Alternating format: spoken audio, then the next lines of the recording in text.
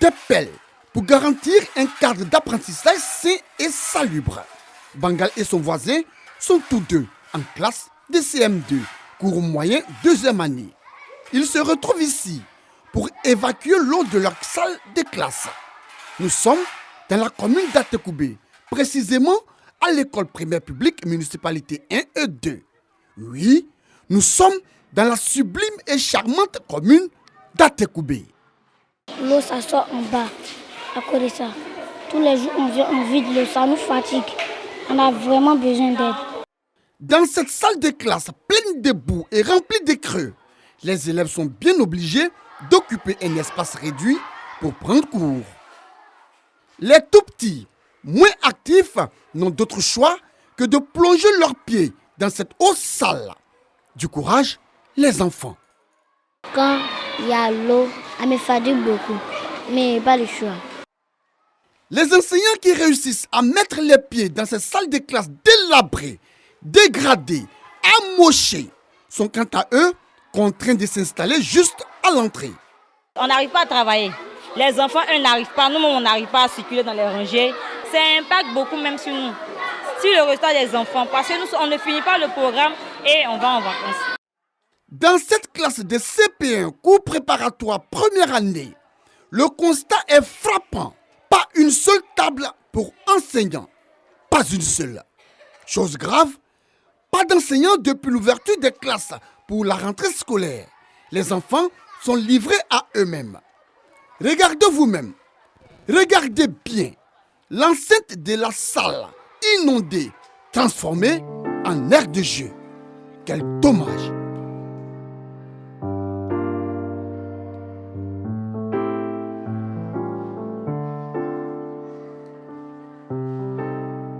Depuis matin, les maîtres ne parviennent pas encore écrire. Pour se rendre à la direction de l'établissement, il faut être endurant, un véritable parcours du combattant. Il faut faire preuve d'abnégation et de bravoure pour affronter cette boue avec ses multiples odeurs, des odeurs nauséabondes, fétides, fades, répugnantes, véritables nids de microbes et d'insectes dangereux.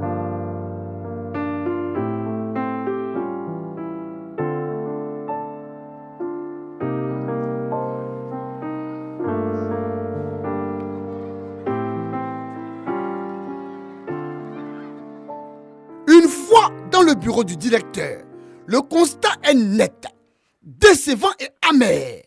Les documents rescapés sont hors d'usage. Le directeur de l'école n'ose même plus porter ses belles paires de chaussures car victime de pieds d'athlète. Beaucoup de courage à vous, monsieur le directeur.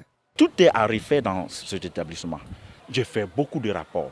Quand je fais un rapport, on fait des empilations. On dépose à l'IEP, on dépose à la DREN, on dépose au ministère, à la mairie. On dépose. Donc les gens nous disent que bon, le problème sera réglé. Bon, mais la situation ne fait que perdurer. Ici, dans la commune d'Atekoubé, que dis-je, dans la sublime et charmante commune d'Atekoubé, plusieurs établissements scolaires sont dans une précarité exagérée. Pour preuve, regardons au village Agban-Atié. Cela fait 11 ans, oui, 11 bonnes années que ces salles de classe sont devenues des lieux d'habitation. Certaines ont été transformées en buvettes et autres maquis. D'autres réaménagées à des fins personnelles. Vous n'y croirez pas si l'on vous apprenait que près d'une cinquantaine de familles vivent là, dans cette école, tels des réfugiés, des rescapés, des sans-abri, des victimes d'intempéries. Dommage tout ça. Séraphin que vous voyez là, loue cette salle de classe depuis 4 ans. Vous avez bien entendu, il loue cette salle depuis 4 ans. 4 ans et cela au vu et au su de tous.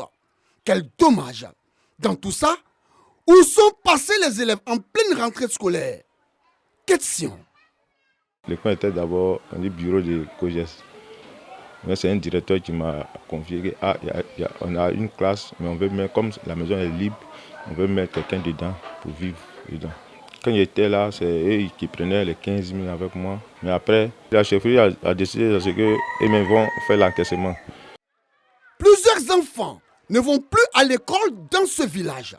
Normal et logique, si les salles de classe sont utilisées à d'autres fins. Dommage. Il y a une école qui est grande, mais ça ne fonctionne pas. Donc les élèves, ils sont obligés de faire double vacation. Alors que ça ne les arrange pas. Donc pour ça même, beaucoup d'enfants ici ne vont pas à l'école. Au groupe scolaire Agban Atié, une autre école plongée dans la précarité depuis plus de 10 ans. Contiguë à une forêt, donc exposée à tous les dangers, le groupe scolaire Agban Atié est situé sous une ligne à haute tension. À cela s'ajoute un flanc de collines menaçant de s'effondrer à tout moment et à tout instant. Le danger est imminent. Ici à Agban Atié, les toilettes pour enseignants et élèves sont hors d'usage. Elles n'existent même plus. En cause, le manque d'eau. Tous se soulagent dans la cour de l'école, au vu et au su de tous, que c'est dommage. Quand on vient de 7h30 jusqu'à 17h30, il n'y a pas de lieu pour les bisous. On reste comme ça. Si tu sens un mal-être, quand tu prends un véhicule, tu vas à la maison, c'est pour revenir le lendemain quand ça va. L'électricité fait défaut. En clair, il n'y a pas de lumière. Tous les tables bancs sont abîmés, cassés, brisés. Et les apprenants partagent à 3 un banc. Ce n'est pas tout. Ils écrivent et apprennent sur des tableaux vétustes, fatigués, archaïques, décrépits, délabrés, décieux, obsolètes et usés. Quel dommage! Le président du comité de gestion, COGES, de l'établissement, affirme ne pas avoir les moyens financiers nécessaires pour faire face à toutes ces difficultés, notamment depuis l'interdiction de toutes les cotisations au sein du comité. Il y a une convention qui dit de ne plus encaisser les parents d'élèves. La subvention qui vient, c'est une subvention qui vient d'abord en retard. Et la subvention est dédiée à d'autres choses. Il y a une partie qui est destinée à la composition des élèves. Il y a les frais, il y a la formation des enseignants, il y a des documents que nous devons payer, il y a des matériels éducatifs qu'on crée, tous ces éléments pour les élèves. Autre groupe scolaire, même réalité. À Lokodjoro, toujours dans la commune d'Atekoubé, que dis-je, dans la sublime et charmante commune d'Atekoubé. 5 écoles. Et dans l'une de ces écoles, presque toutes les salles de classe sont décoiffées depuis 6 mois. Quel dommage!